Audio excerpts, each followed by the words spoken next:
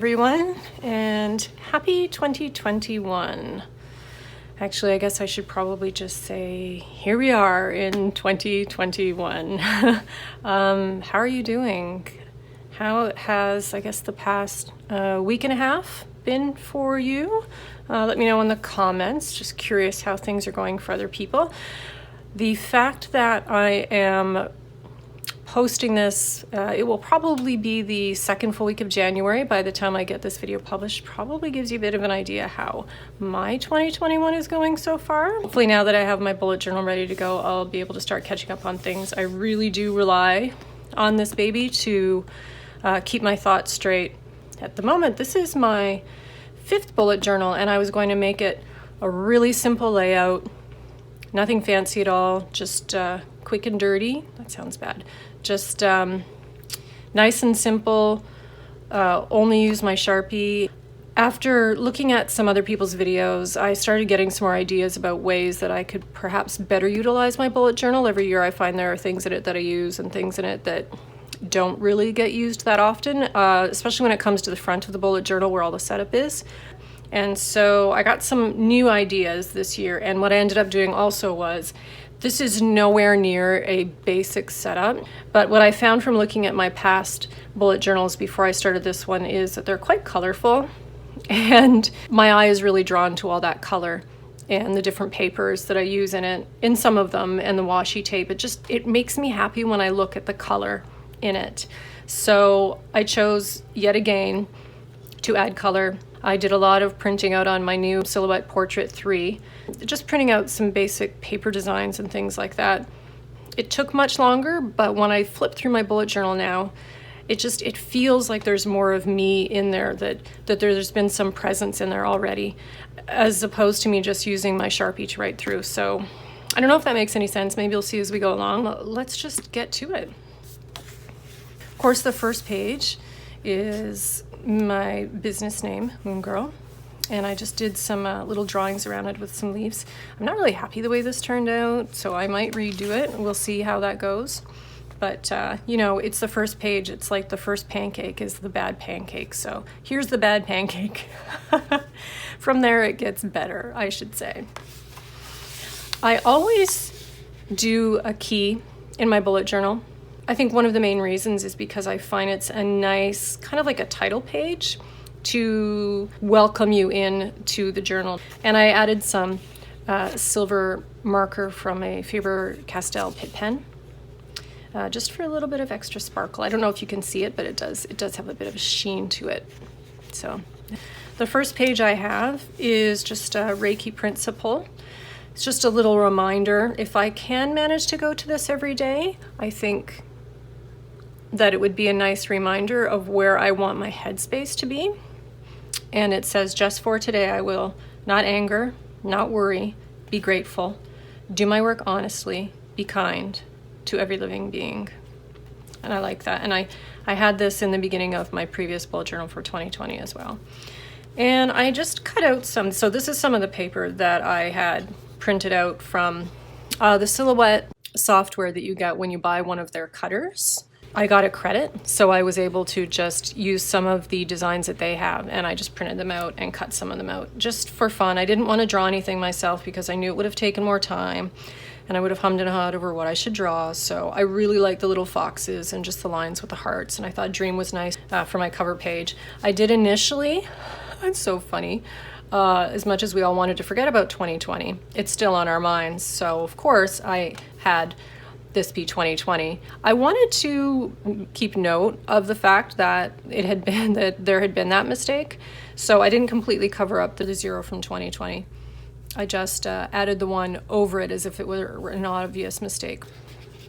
So from there, I like, oh yes, and I did a little kind of like a Dutch door, and then I have resolutions over here when you open the page, which is something similar to what I did in my last bullet journal. And I like the way the designs fall through from the page behind. And I have my affirmations that I will put in here. I do have some sticky notes here that I added for my affirmations and resolutions. I don't recall where I got this from, but I really like it, and I had it in my previous journal, so I brought it back over into this one. Find the music in the mundane. When you believe in what you're doing, pain is transformed by purpose. And this is to help me appreciate the hard work that I do. I think this might have actually been from Gabrielle Bernstein. I would have to check on that, but I believe it might have been from one of her books. And then each task is an experience waiting to be born. Be intentional about what you let into your life. I think this one might be from The War of Art. I'll have to check on that. I could be wrong. It's a great book. So it's for any kind of creating, and it's really inspirational. I've got a lot of tabs in that book, The War of Art. And the next page, so this is a grid cheat sheet. And I never thought of doing this, but I saw both Amanda Raichely and I believe Plant-Based Bride do a grid cheat sheet as well. I've numbered across the top all my spaces and down the bottom, and then I've added my middles.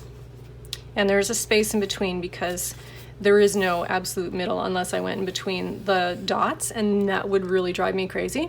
So I've got two middles there. Usually when I do have two columns of something, I have a space in between anyway, so that works out really well. And I've numbered where my half page and my third pages are. I also added in here the Eisenhower method. This is something, what I tend to do with my daily tasks is load it up with so many different things that I wish to get done that day. I'm one of those kinds of people who keep myself super busy, and it's really hard for me to find time to relax. I need to create a hierarchy of what's important and what's not. So I'm not going to explain the Eisenhower method too much. You can look it up, but essentially it allows you to decide what is important and urgent, what is important but not urgent, what is important or unimportant, but urgent, like interruptions that may happen through the day that you just need to get to, for instance, or like a phone call. And what is unimportant and not urgent, like busy work, which I tend to do a lot because I keep busy, but I'm not really doing anything that is moving me further along in my day or in my goals or in my personal growth. So that's something I need to keep an eye on because I'm a busy work person. Okay, I really like the way this turned out. I printed these off. I printed full color sheets. As full color, I mean a sheet of red on the laser printer, a sheet of yellow, and I cut circles out with my portrait cutter. And this is just regular copy paper. I didn't use cardstock because I didn't want the paper to be too thick, because then it's harder to write from page to page when you've got these lumps of cardstock pieces underneath. So I just used regular copy paper. And I love the way it looks. And I have a stamp for the months that I use, and I started using it last year. And I really like the way it looks, and I can link that below too. I don't know anywhere locally where I could get it, so I had to get it from Amazon. But so what I've done, and I believe that the future log design, where it's kind of like the barn door thing again, I always do a future log, but usually what I do is I have a full page that's just the calendar, just all the months. And I never look at it. I only look at my future log. So I chose to do it this way instead, which was inspired by Amanda Raichely. I'll put birthdays, anniversaries, appointments coming up. So I find this I use every single month, which is really good. And it makes me happy to see the brighter colors and the layout. I just really like the way it turned out. So that's something that stays with me every year in my bullet journal. It comes back every time. I don't know what you would call this. And I saw the highlight reel. So Amanda Raichely again, sorry, I have my notes over here. She uses this highlight reel where every month she puts a photo in for a highlight of the month. And I really liked that idea, and I've never done it before, so I'm going to try it out. So I just drew out 2x3 rectangles and added the months to them. So as I go along for every month, I will put in a favorite picture that I have from that month. So I'm looking forward to filling this out, to going back at the end of the year and looking through what some of the highlights were. I changed up my goals a bit, and I've made them really simple again. So yet I've just used a stamp, and I cut out some little white rectangles, regular copy paper, and stamped them with the calendars. And then I just numbered the edges for the number for each month. And in here I will place all of my goals. I'm only going to do it per month because sometimes they tend to change, so I'm leaving them open, and I will come back to them every month and see what I need to change for my next month's goals, as opposed to sticking myself in a rut. I think it's more important to look back at them and reflect and change what needs to be changed, as opposed to feeling, like I so often do, that I need to complete what's there because I wrote it down. And doing it that way, I don't move forward. So And then a page for things to check out, which could be, I don't know, information references online or in books, things that we may be researching into with my kids since we homeschool. Oftentimes we go off track with or segue from a subject because it creates an interest that we want to continue down that rabbit hole with, so it can be good for my things to check out page. I always put my book spread in here, and I do have a bunch of books to read that I didn't get to last year. So it's interesting the way certain things have affected us in a positive and in a negative way through the challenges we had last year. One of those things for me is that I didn't meet my reading challenge in Goodreads. I read 19 out of 25 books, and it still wasn't bad. But some of those books are left over, and I'm going to add to it. So I'm going to put those books here, and then I'm going to add here the books that I read, because sometimes they're not the same as the ones that I wrote down to read. I get distracted, or shiny things. I see a book that looks really interesting, and I want to read it now. So my books to read will be over here books read will be over here. Same thing for movie and TV, and what I want to watch and what I will watch. I don't watch a whole lot, but I think this would be nice to go through and at the end of the year, yet again with the books, just to see what I did watch. 2-page spread for online art classes, because I have so many art classes online that I have signed up for and purchased over the years, and I don't always get to them, and I can't remember what they all are. So that's where these are going to go. Art ideas, YouTube ideas, pretty straightforward. I added some more fun pieces. As you see, for every page I've got, it's quite colorful, and some little tidbits here and there with some circles or some lines. So yes, I've got my art ideas and my YouTube ideas, and some of those will transfer over from last year to this year because I didn't get to all of them, but it's nice. This is something I do go back to on a regular basis, because oftentimes I'll find I really want to draw, but I can't think of what to draw. And this is new. This idea of the Kanban board I got from Plant-Based Bride. I'd never seen it before. I'm not going to do a whole lot of explanation for it because I'll probably confuse the heck out of you trying to explain it. So let's just say what you do is any task you have that needs to take longer than a day or two. So this is the way I see it. You would add to here as little sticky notes where you can move them around from list the things you do need to do, and then when you start to do them, they're in progress, and then as you're finalizing them, and then as they're complete. Now, Plant-Based Bride had some slightly different headings. I forget what they were. I know she did to do and in progress. I think she had a utilize one, and I forget what the other one was. Plant-Based Bride had linked to a blog post by Ink by Jang, and it's quite similar to the way I ended up laying out my Kanban board. So I will link that below as well. Like I said, it explains it way more than I could, but I'm looking forward to using this. I think it's going to help me a lot to keep on track of things and get things done. January. So that's my spread for the beginning of my 2021 bullet journal. So let's just go back over that quickly, shall we? So we've got my key, and I pretty much use all of these. So anything, like I said, that's consistent, if it ain't broke, don't fix it. So there's my key in every bullet journal. Little Reiki principle. My affirmations and resolutions. I do flip to those on occasion, so we'll see how we do. I've already used this grid for when I set up my January spread, which I'll just flip through quickly. So it's already working for me. I have not done all of my tasks yet. I've thought about them as I've written some things down, but I think that this will be a nice reminder for me. I may actually rewrite this on a piece of paper that I can almost use as a bookmark, where I will, as a reminder, and I will just stick it in on the page that I'm on for the day as a reminder to think about what's urgent, what's not urgent, etc. when I make my list for the day, so that I'm not always just doing the busy work, but doing things that are actually going to move me forward in my day. Oh, and I'm going to put a link to Ryder Carroll as well. It's Ryder Carroll's way of doing things that is how I started my bullet journal. There's a bullet journal documentary that I'm linking below, as well as adding Ryder Carroll's website.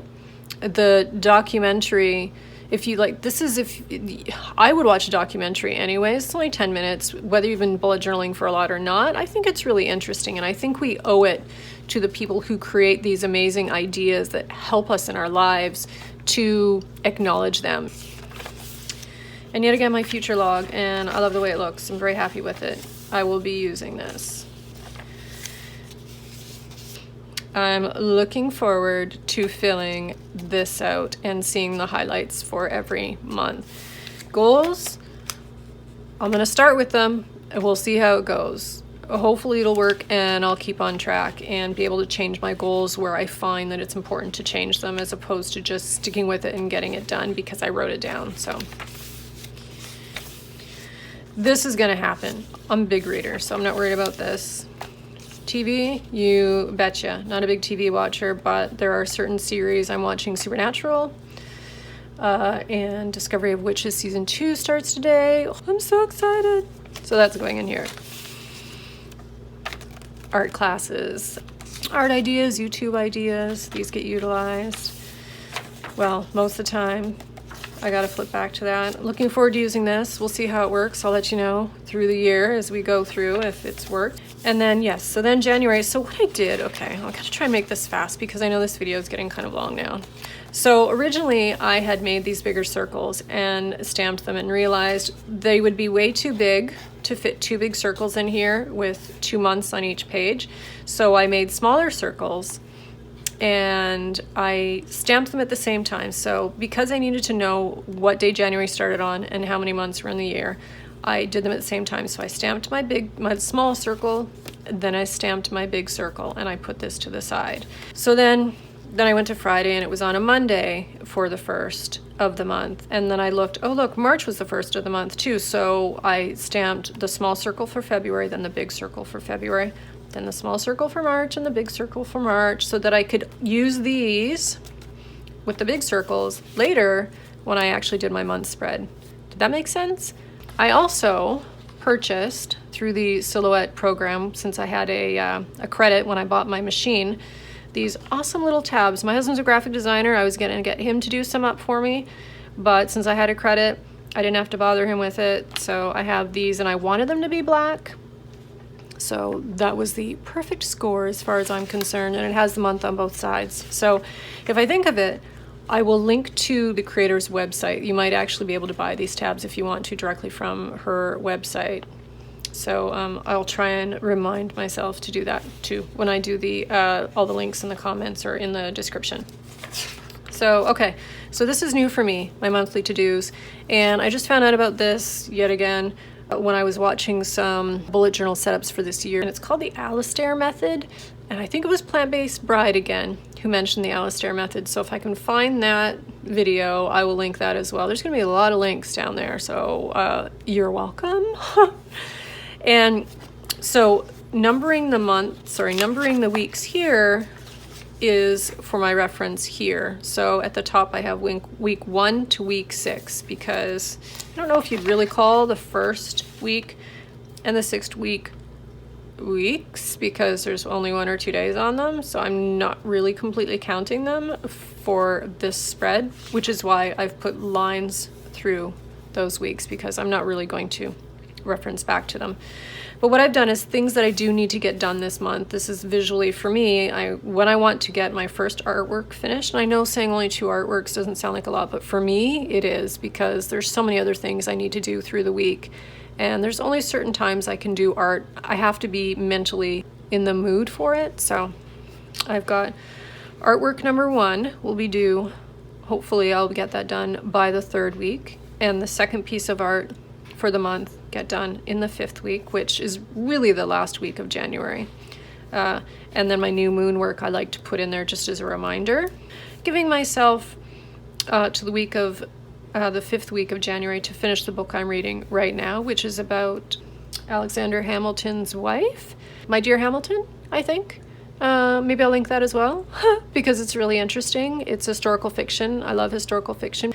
And I've also noted when I would like to have this video finished and published, which is the 3rd week of January, which is really the second full week, and et cetera, et cetera. So I've got these squares, just like I would put for tasks, and these are the things that are important to me. So here's where kind of the urgent things come in, and I'm trying to exercise that way of thinking. So the squares are for the tasks that are most important, and then the little bullets or the little dots are things that I would like to get done that month, but if I don't, it's okay. And then where I'll have my expenses and brain dump, just generally ideas that come to mind. And the last thing for January, what I always do, I did last year and I love doing this. I don't necessarily get every day filled in, but I like to write something special that happened every day of the month. And then when I go back to it, it's kind of like a little mini personal journal in that sense. So I've been using these since I think the beginning of last year, and I will continue. This will be a mainstay. And I believe that is it. Yes, so now, as it is now the 9th of January, I should probably start filling this in. It feels good already. I like the way it feels, and that it feels like it's been lived in already with all the different papers and ephemera in it. I hope you liked this video. If you have any questions, let me know. I'm sorry it went a little long. I'm overtired today, which means I'm really chatty. So sorry about that. I hope your January fares well. I hope your year fares well. And if you are a bullet journaler, let me know, because I love to meet other bullet journalists, yes, out there. And if you have an Instagram account where you share, let me know and I'll check it out, because I always like to keep some fresh ideas going in my brain, and I hope you got some fresh ideas from my journal as well. Okay, I'm closing out now, so take care of yourselves, everybody. Thank you for being here with me for this time. Have a lovely day, whatever the day is that you are watching this, and we will see you next time. Bye.